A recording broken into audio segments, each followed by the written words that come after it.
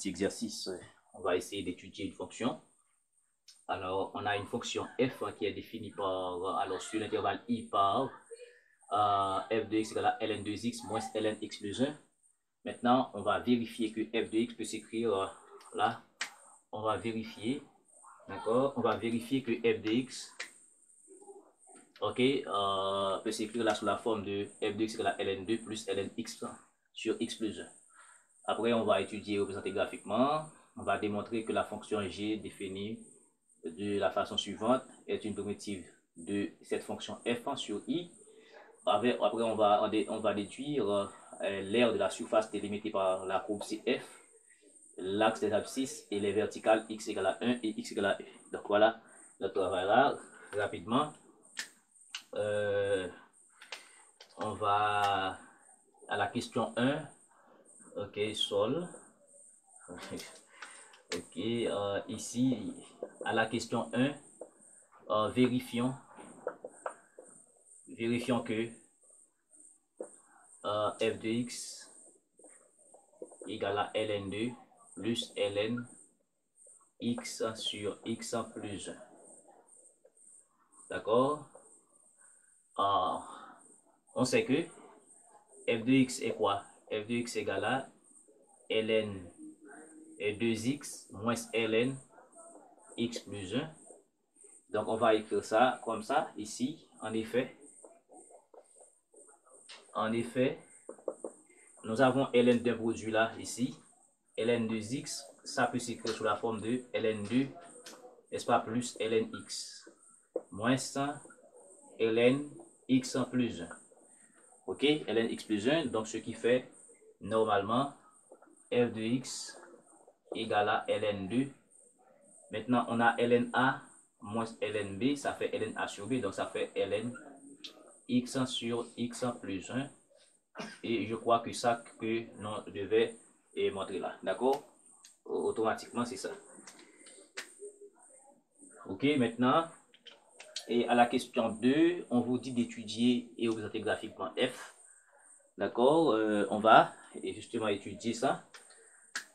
Ok, étude, question 2, étude et graphique, n'est-ce pas, de f.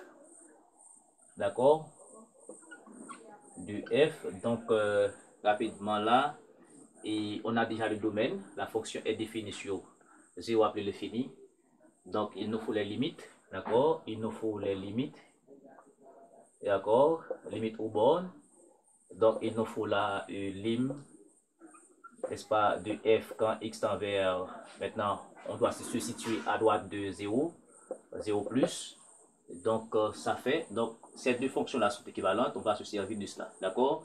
Donc en remplaçant par 0 plus, donc rapidement ça fait ln2 plus, on va avoir 0 sur 1, ça fait ln0, d'accord, ln0 plus. On a 1 ici sur 1 plus, on a 0 sur 0 plus 1, 0 sur 1 ça fait 0, donc ça fait 0, ln0 plus, donc ça fait ln2 moins l'infini, donc ça fait moins l'infini. Donc graphiquement là, x égale à 0, c'est une asymptote verticale, ok. Et ensuite, lim quand x tend vers plus l'infini, lim f quand x tend vers plus l'infini, ça fait, ici on va avoir ln2, d'accord, plus la limite de l'expression de ln en x sur x plus 1 quand x tend vers plus l'infini. Ok, donc ici on doit prendre la limite de ce rapport et qui va nous donner 1. Ça va nous donner ln 1 et puis ln 1 c'est 0, donc ça fait ln 2. Donc graphiquement on montre là maintenant que y égale à ln 2, c'est une asymptote et horizontale. Ok, après les limites, la fonction est continue sur son domaine, d'accord. F est continue sur son domaine D, sur son domaine I, d'accord. Après, il nous faut le sens de variation, d'accord? Sens de variation. Ok, il nous faut sens de variation. Donc, pour le sens de variation, il nous faut calculer la dérivée. Calcul de f', d'accord? F' de x. Donc, f' de x, ça fait normalement, ok, ici ln2, bon, et ça fait 0. Et maintenant, bon, on peut prendre ça aussi, d'accord? On peut prendre ça, et ln u ici, ça fait u' sur u, d'accord? Donc, ça fait 1 sur x, ça fait 2x, alors ça fait 1 sur x. Et on fait u', ça fait 2 sur u, ça fait 2x. 2 sur 2x, ça fait 1 sur x, moins 100. Et la dérivée de ça, de x plus ln de x plus 1, ça fait 1 sur x plus 1. Ok? Donc, rapidement, on fait de nos communs, ça fait x plus 1 moins 1 sur x facteur de x plus 1. Donc, f' de x, ça fait, ici, ça fait, qu'est-ce que j'ai fait là? Et ça fait x ici, d'accord? Donc, ça fait 1 sur x facteur de x plus 1. Donc, il nous faut rapidement le signe de f' de x. D'accord? Qu'est-ce qu'on peut remarquer ici? X est strictement positif parce qu'on est ici. X strictement positif. Donc, cela signifie que x plus 1 est aussi positif. D'accord? Donc, le produit x facteur de x plus 1, n'est-ce pas, est strictement positif. Or, le numérateur est positif, donc la fonction f' de x, n'est-ce pas, est strictement positif. On peut déduire là que f est strictement croissante. Ok? F est strictement croissante. Donc, on peut prendre ça là. Ici, on n'a pas besoin de cela. Ok? Ok, maintenant on fait un seul tableau, d'accord? On fait un seul tableau. Après quoi, il nous faut les points sur les axes. Et maintenant, intersection de la courbe en f avec x' au x. Ok, et y égale à 0. Dire que y égale à 0, c'est dire que f de x égale à 0. Signifie que ln 2x moins 100 ln x plus 1 égale à 0. Donc, ça fait ln 2x égale à ln x ici. Donc, ln a égale à ln b, et si seulement si, n'est-ce pas, 2x égale à x plus 1. Donc, cela est ce qui fait que x égale à 1. Ce qui fait x égale à 1, donc on a un point d'intersection A, des coordonnées 1, 0, n'est-ce pas, entre la courbe et l'axe des abscisses, et de même. Et pour l'axe des ordonnées, l'intersection de la courbe avec un y' ou y, x est différent de 0 pour ce qu'on est ici. Donc, pas d'intersection avec un y' ou y ici. Ok, donc on peut dresser là rapidement un tableau de variation. D'accord? Automatiquement, un tableau de variation là, d'accord, d'accord, et tableau de variation. Donc on fait un petit tableau là, et on a x, la fonction est définie sur 0 à plus l'infini, 0 à plus l'infini. Ok, donc 0 à plus l'infini, ce qui fait, on a quel point? On a quel point? On a un point, on a un 1, d'accord? On a un 1, et on a f' de x. La fonction était strictement croissante. Donc, dans chaque intervalle, on a un plus. Et la fonction dérivée ne s'annule pas, d'accord? Ne s'annule pas, vous voyez. Donc, ici, pour f de x, la limite quand x tend vers 0, 0 plus, on a trouvé c'était moins l'infini. D'accord, c'était moins l'infini. Donc, on monte rapidement. Lorsqu'on a pour x égale à 1, y égale à 0, on a 0 ici. Et rapidement, quand on avait fait la limite de la fonction f quand x tend vers plus l'infini, on a trouvé ln2. On a trouvé ln2 ici, d'accord, et qui est une asymptote horizontale. Donc rapidement, on peut faire, on peut faire un petit graphe, d'accord. Donc ici, voilà, j'ai oublié de prendre ça. Donc ici, on a ça, ok. On a y, on a x égale à 0, x égale à 0 comme asymptote verticale. Donc ici, x égale à 0, c'est une asymptote verticale. Après quoi, on a 1.1, on a 1.1, 0. Donc 1 se trouve sur l'axe des abscisses ici. Tout justement, si on est dans un repère autonome là, donc on agit.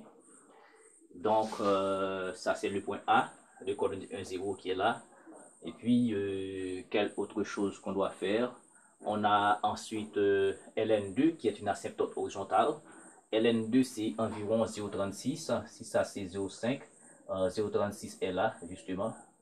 Ok, 0,36 est là justement. Donc on prend la partie en plein infini. Donc on laisse de ce côté-là, parce que ça ne nous intéresse pas en plein infini. Donc, la fonction est définie sur 0 à plein infini. Donc rapidement, que dit le tableau de variation? Le tableau de variation dit que on va, d'accord, on sort de en moins l'infini de l'asymptote 0, l'asymptote de 0, 0, on monte, on passe en 0, 1, d'accord, et on continue jusqu'à ln2, l'asymptote horizontale.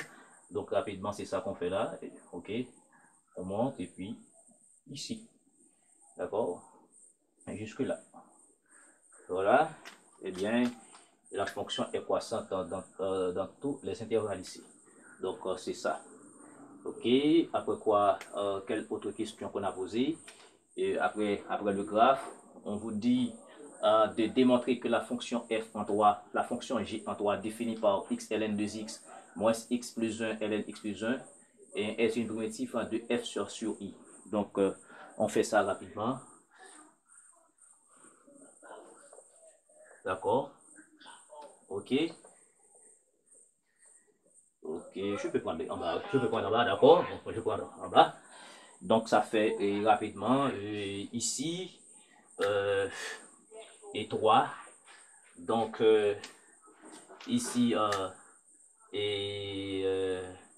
G est une primitive de f si et la dérivée de G, n'est-ce pas, est égale à f. D'accord, c'est la condition. Et donc on va justement prendre la dérivée de G. Les G c'est ça. Donc or G c'est quoi? C'est x en ln et 2x moins x plus 1 fois ln x plus 1. D'accord? Donc on va prendre la dérivée g' de x. Ça fait ici on a un produit. Donc c'est u v plus u'. Donc ce qui fait ici ça fait 1 ln, alors ça fait ln 2x, d'accord, ça fait ln 2x plus une primitive, alors la dérivée de ln 2x ça fait 1 sur x, ça fait 2 sur 2x et qui fait 1 sur x par x, donc ça fait x par 1 sur x moins ici je fais ça et la dérivée de x plus 1 ça fait 1, donc ça fait ln x plus 1, d'accord, ok, et la dérivée de ça fait ici, ça fait 1, donc ça fait 1 sur ça, donc ça fait 1 sur x plus 1, d'accord, ok, donc la dérivée de ça, et ça fait 1 par ça, ok, et la dérivée de ça, c'est 1 sur x plus 1, ok, il nous faut multiplier, n'est-ce pas, multiplier par x plus 1, ok, donc ça fait g' de x, ça fait ici ça fait ln 2x et ça fait plus 1, ça fait moins ln x plus 1 et puis ici x plus 1 sur x plus 1 ça fait 1 moins ici, donc ça veut dire, ce qui voudrait dire que g' de x, n'est-ce pas, G' de x est égal à ln de x, n'est-ce pas, moins ln x plus 1, qui est exactement la valeur de la fonction f trouvée. D'accord? Donc, on peut conclure que donc g de x, n'est-ce pas, est une primitive, n'est-ce pas, de f sur i. Donc voilà, et je laisse une dernière question, donc j'espère que vous allez pouvoir faire vous-même. Donc merci de suivre cette petite séance et consistant à tracer une fonction, d'accord, et répondre à une question sur la primitive. Merci beaucoup.